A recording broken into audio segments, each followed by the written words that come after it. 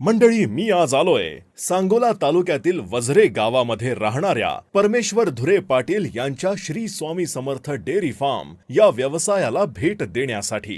त्यांनी 4 वर्षांपूर्वी नोकरी न करता हरियाणा येथून 10 मुरा म्हशी खरेदी करून दूध व्यवसायाला सुरुवात केली। सुरुवातीला त्यांना अनुभव नसल्यामुळे प्रचंड अडचणी आल्या व नुकसान सुद्धा झाले, पण जिद्द, चिकाटी व सातत्य ठेवून ते संघर्ष करत राहिले।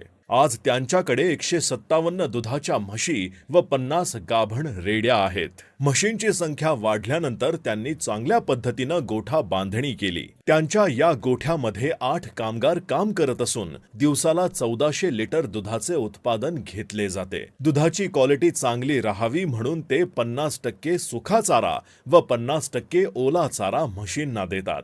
हे सर्व करत असताना यामध्ये त्यांना त्यांच्या आई वडिलांची व मोठ्या भावाची चांगली साथ मिळाली।